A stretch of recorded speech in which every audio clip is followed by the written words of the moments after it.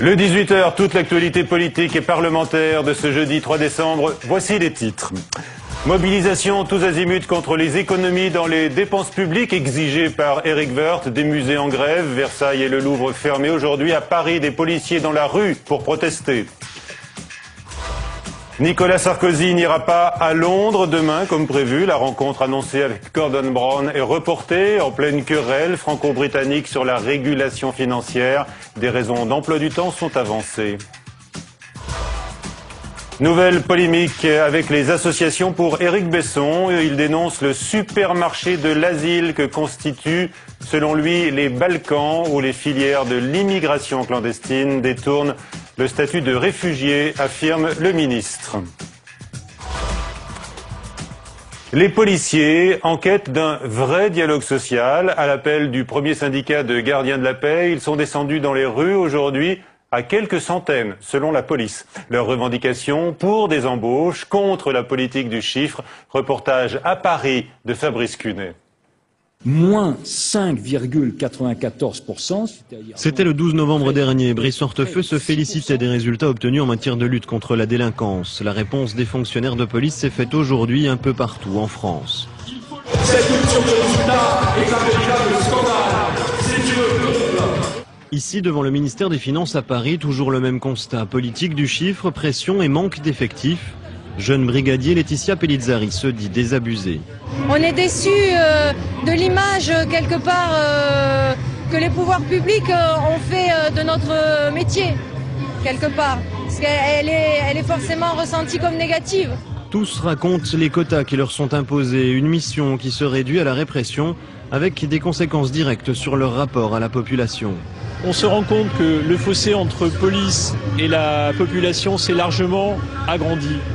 Aujourd'hui, ce que nous disons, c'est qu'une bonne police, un service public police nationale doit être en phase avec sa population. Les fonctionnaires de police réclament plus d'effectifs et la fin de ce qu'ils appellent la religion du chiffre. Pour l'instant, le ministre de l'Intérieur se contente de leur promettre un dialogue social. Des lycéens ont manifesté aujourd'hui à Rennes, au Mans, également à Nantes, pour protester contre la réforme du lycée et les suppressions de postes.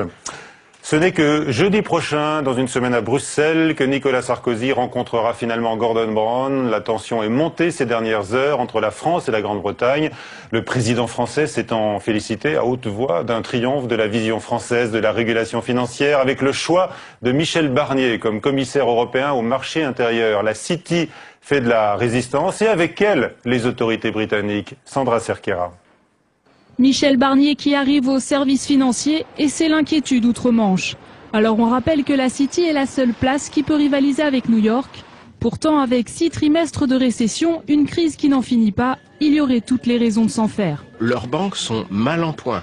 L'aide apportée par le gouvernement britannique aux banques anglaises est beaucoup plus importante que celle apportée par exemple par la France aux banques françaises.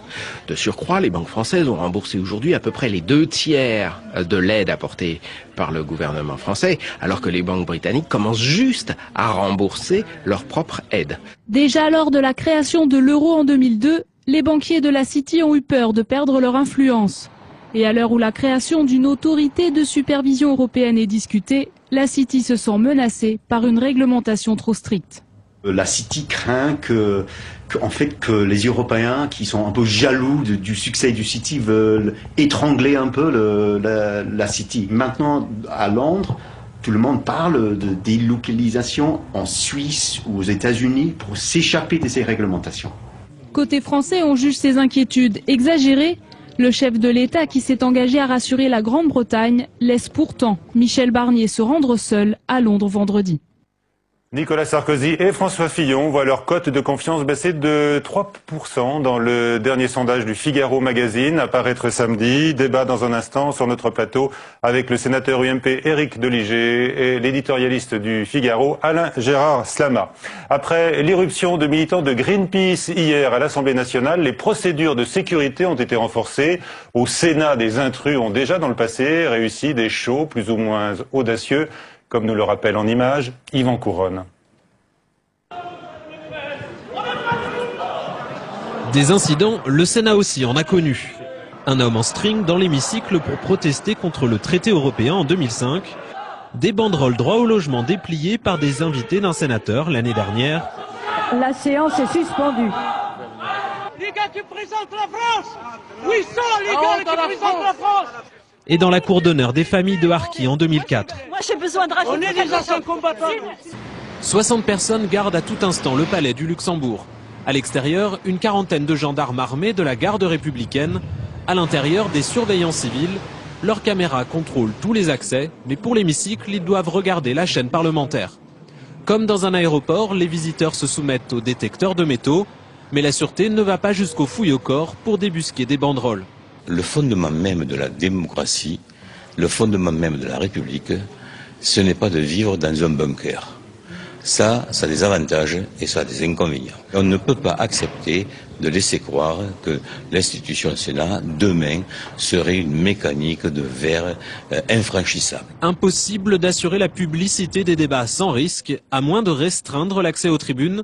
C'est ce qu'a choisi l'Assemblée nationale les jours de questions au gouvernement retransmises sur France 3. Seules les invitations individuelles y sont permises.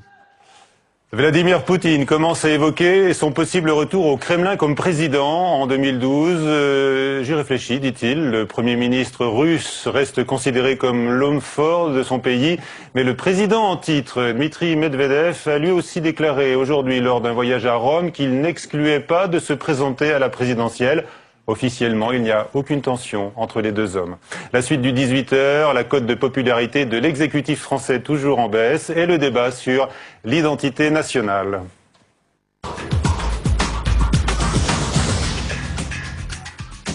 Nos invités, donc Alain Gérard Slama, éditorialiste au Figaro, Éric Doligé, sénateur UMP du Loiret, Elisabeth Lévy, fondatrice de Causeur, et Edwy Plenel, fondateur de Mediapart, qui se distingue aujourd'hui en lançant cette pétition contre le débat lancé par le gouvernement, qui se distingue tous les jours et aujourd'hui plus encore, particulièrement avec cette pétition dont on parlera dans un instant, donc la pétition contre le débat en lui-même. D'abord, on va parler de la cote de popularité du chef de l'État et de son Premier ministre, Éric Doligé, bonsoir. Bonsoir. Vous êtes avec nous car vous avez été piégé récemment par une caméra indiscrète de Canal+, une vidéo d'ailleurs qui fait un tabac sur le net depuis quelques jours, quelques paroles sur les réformes engagées par le président de la République. On regarde ces images qui circulent sur le net et vous les commentez ensuite. Ministre qui a un peu de retard, les élus papotent sans langue de bois. Avec Xavier Bertrand ce matin, faut pas trop regarder. 90 réformes en 2 ans et demi sur la folie. Parce que le temps que les gens avalent, digèrent, et nous aussi, puis on fait des conneries. Quand tu fais trop de trucs, tu finis par faire. Enfin bon, c'était. Ah bah il m'écoutait pas entendu, il m'entendait. Mais c'est super, nos ministres sont extra, sont de grande qualité, font beaucoup de choses intéressantes. Voilà, vous parliez avec un autre parlementaire, Jean-Pierre Dor, des réformes, mais bon, une caméra indiscrète était là. Alors vous parlez avec franchise ici, devant la caméra. Est-ce que effectivement la question est de savoir si trop de réformes finissent par peser sur l'opinion? D'abord, je voudrais vous dire que j'étais ravi d'être piégé, parce que ça me permet d'être avec vous, sinon j'aurais pas été invité. Ensuite, trop de réformes. Forcément que les réformes ça pèse. Le Français n'aime pas beaucoup qu'on bouscule ses habitudes, et ça peut peser dans l'opinion. Mais comme le français est également assez versatile, on est assez loin d'élections et je pense que la tendance peut totalement se retourner. Oui, alors je suis pas pessimiste. Oui, on va rappeler les chiffres. Selon le baromètre TNS Fraisse, Figaro Magazine, Nicolas Sarkozy perd 3 points à 34%, François Fillon, il perd 3 points également à 36%.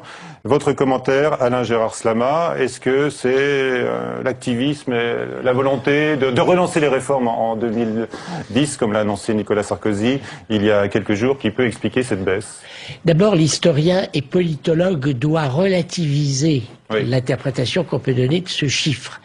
Chirac est tombé à 16% à la fin de son règne.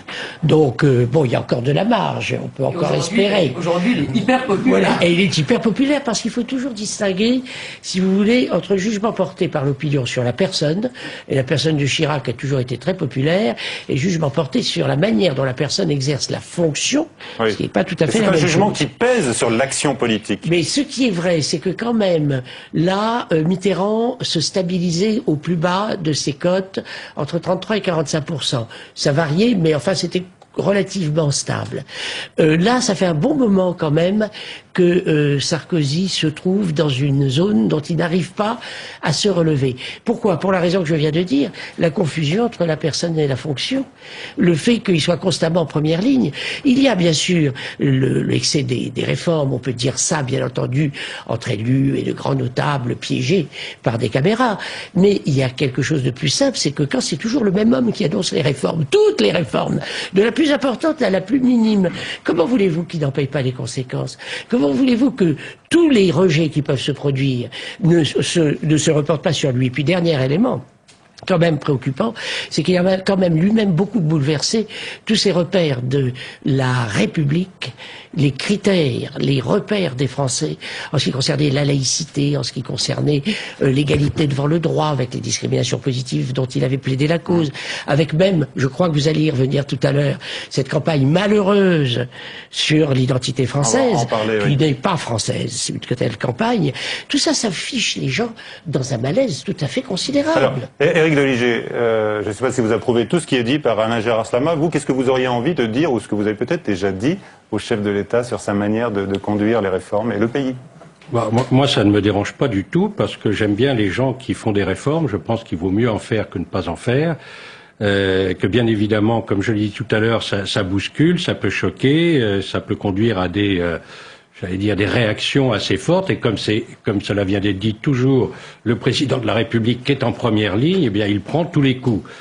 Mais comme il nous a habitués à le faire dans sa précédente campagne présidentielle, et il l'a toujours dit, je vais accélérer en permanence, et il accélère sur les réformes. Vous n'envisagez pas du tout que ce soit, par exemple, parce qu'un certain nombre des choses, si vous voulez, à cause de la distance entre le verbe et l'action, ça ne vous vient pas à l'esprit que c'est pas parce que les Français seraient rétifs par définition à la réforme, mais que quand on nous promet, par exemple, prenons un sujet qui fâche pas, en tous les cas pas comme ceux qu'on va traiter tout à l'heure, la réforme de l'université, excusez-moi, n'est pas tout à fait à la hauteur de celle qu'on pouvait attendre. La réforme de l'école, on ne voit rien venir sinon de déplaisant.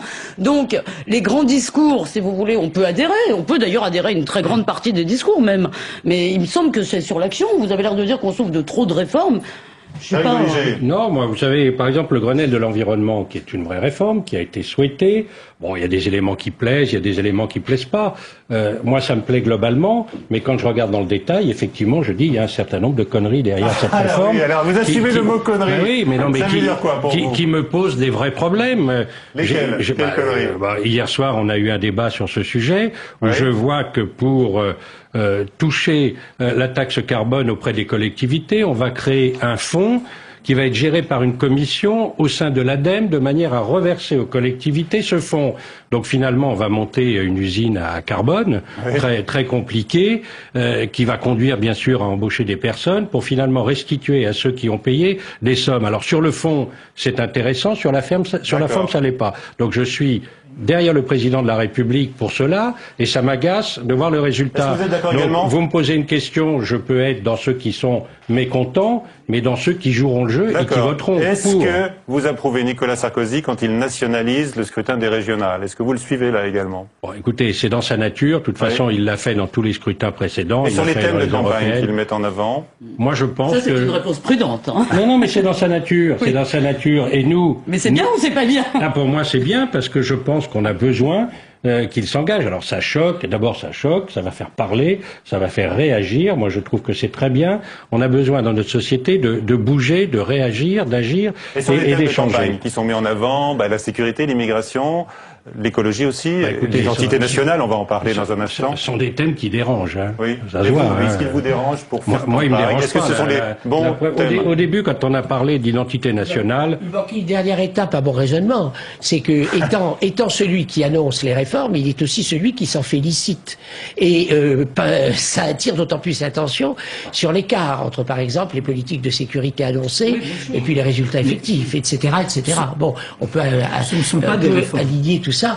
Et non, bon, pas des réformes, mais non, ce sont des thèmes. Mais ce que Monsieur le sénateur a un understatement, tout ce qu'il y a de plus sénatorial ou britannique. Ah, il assume le mot connerie. Il assume le mot connerie, mais il a bien fait parce que le trouble profond est dans la majorité actuellement. Et il vient d'en haut, et Alain Gérard-Slama a très bien parlé. C'est l'identification d'une politique à un homme, à ses foucades, à ses emballements, et c'est une politique de gribouille. Je pense que les élus de la majorité voient bien qu'elle manque de cohérence, qu'elle manque de suivi, qu'elle manque de clarté.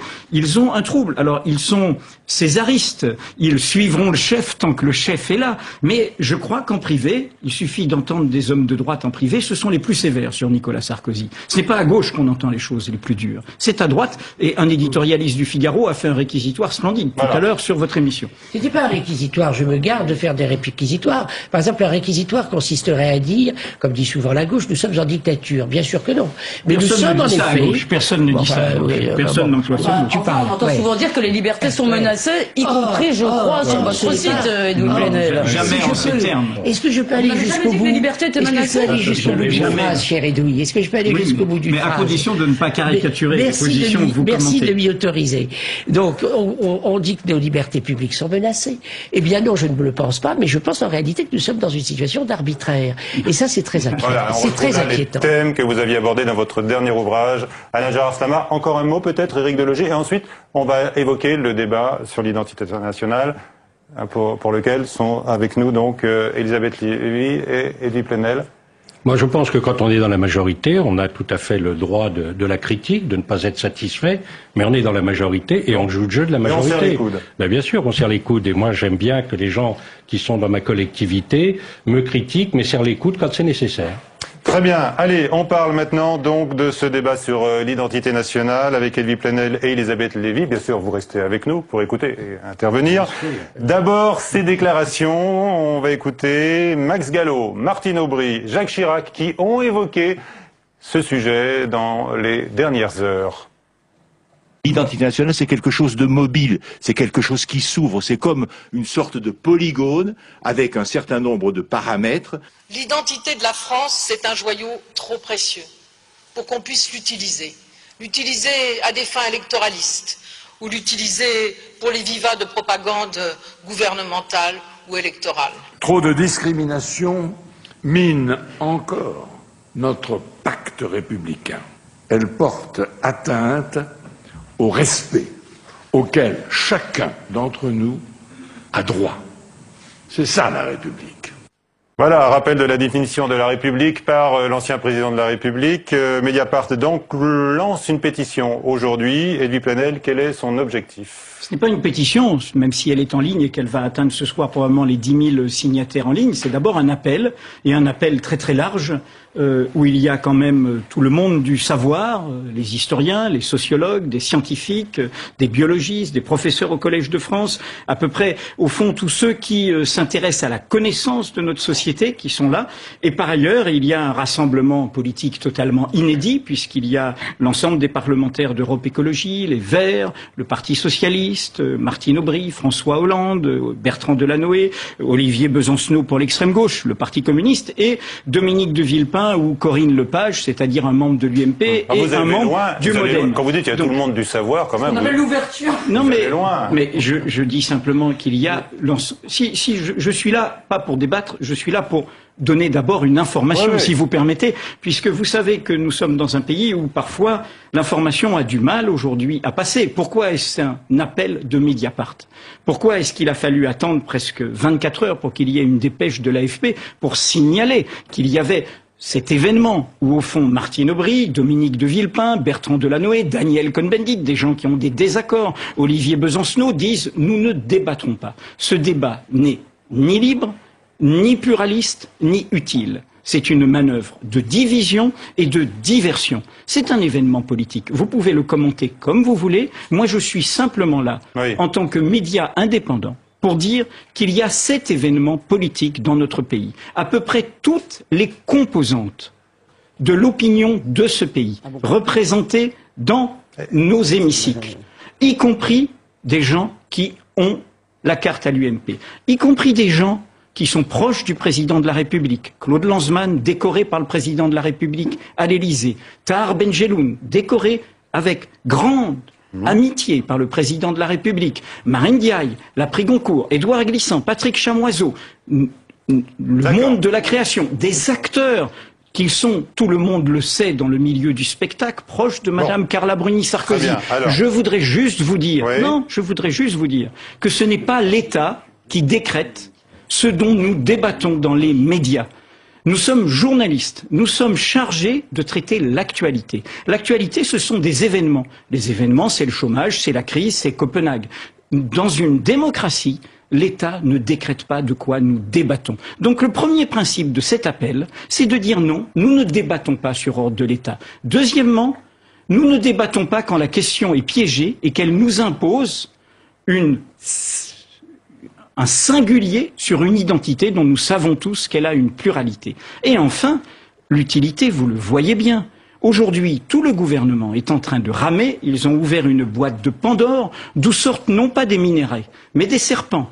Un élu UMP qui tient des propos racistes, xénophobes. Le site je vous du informe grand que débat. ce soir, Gérard Longuet, le président du groupe UMP au Sénat, attendez, je donne l'information, demande la suspension du maire de Goussainville. C'est bien ce que je vous dis. Actuellement, c'est la panique, car ils ont ouvert une boîte où sortent des serpents et où sortent des remises en cause justement de notre pacte républicain. Allez voir le site, c'est nous qui l'avons révélé, de Monsieur Besson, un déluge, alors qu'il est modéré a priori.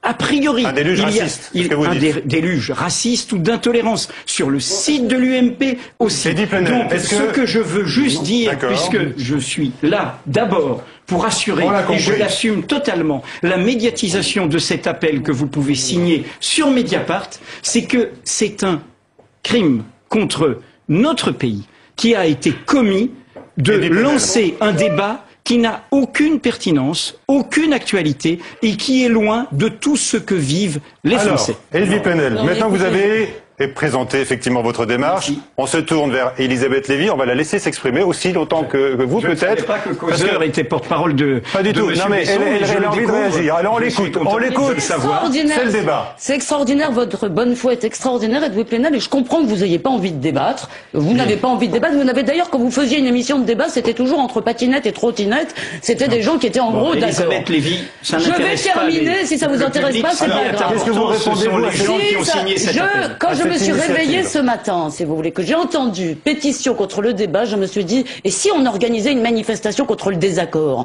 Et si on se mobilisait en masse contre la divergence? Parce que je l'ai pas fait. Écoutez, c'est simple, Edouard Plenel. Je vous ai écouté. Maintenant, soit vous m'écoutez, soit je pars, soit vous partez. Allez, on vous écoute. Non, mais c'est simple. Moi, je ne vais pas me laisser, je veux dire, intimider par vous. Vous ne me faites pas peur. Alors, et vous allez me laisser terminer. Parce que ce que j'ai à dire est un peu nuancé. Je suis navré pour vous. La pensée nuancée, ça ne vous intéresse pas, mais je vais quand même exposer la vérité. Je dois dire que j'ai eu l'impression que c'était du Philippe Muret, cette idée de pétitionner contre le débat. Je trouve ça. On l'écoute, s'il vous plaît. Avant de le commenter, lisez-le.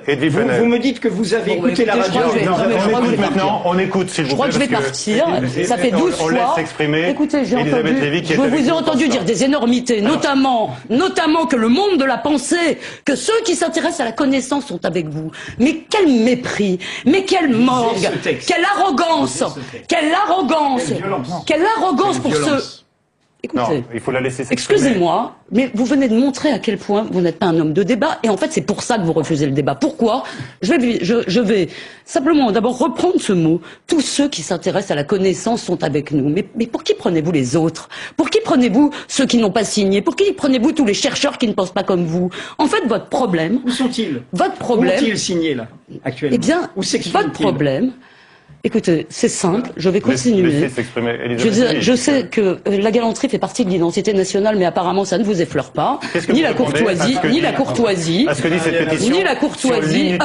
évidemment, si vous voulez, un tel débat, s'il n'était que ce qui a été, évidemment, ça n'est pas aux préfectures et Éric Besson d'organiser ça. Ce qui est intéressant, c'est quoi? C'est que ça fait 3 semaines que la France des bistrots, que la France des médias, que sur tous les plateaux, on ne parle que de ça. Et que qu'Edouard Plenel le veuille ou pas, si vous voulez, ce débat a lieu. Pourquoi il a lieu et pourquoi il ne veut pas qu'il ait lieu?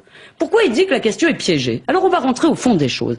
Parce que ils ne veulent pas qu'on mêle et je veux dire, et c'est une position que moi je juge respectable, je ne la partage pas, mais je la juge respectable et je ne la méprise pas comme vous méprisez les gens qui ne pensent pas comme vous. Je veux dire, oui, et comme vous pensez qu'ils ne s'intéressent pas à la connaissance. Pourquoi? Eh bien parce que cela fait 30 ans, je veux dire que sous l'effet effectivement de mouvements migratoires, je veux dire qu'il ne m'appartient pas de juger ici, ça fait 30 ans que le visage de la France change et ça fait 30 ans qu'on nous le dit, d'accord? Que par ailleurs, pour la première fois dans l'histoire de nos populations françaises, car j'insiste, effectivement, il s'agit d'intégration de populations fraîchement immigrées qui, pour une énorme partie, sont françaises, et c'est bien ça dont il s'agit. Que ça a changé la France, ça a changé le visage de la France. De plus, nous avons chez nous deux choses qui sont des spécificités françaises. Un courant, parce que bien entendu, il s'agit évidemment de la question de quel islam dans les pays d'Europe et en France. Disons les choses par leur nom, c'est ça la question qui est posée, c'est ça qui angoisse les gens à tort ou à raison. Ça n'est pas en méprisant leurs angoisses et en les traitant de salauds qu'on va leur répondre. Vous avez déjà fait ça en 2002, ça a très bien marché. Je peux répondre? Non, je vais finir.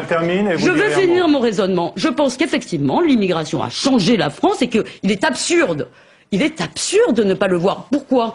Parce que, je veux dire, en plus, pourquoi ça angoisse les gens en ce moment?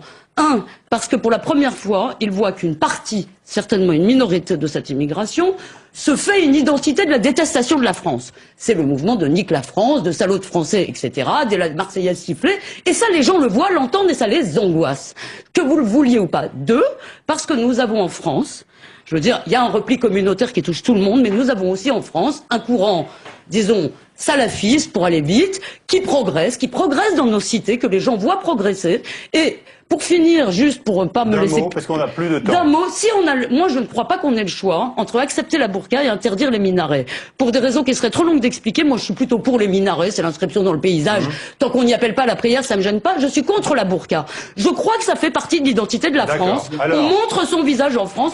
Pourquoi est-ce que ça gêne Edoui Plenel qu'on en débatte?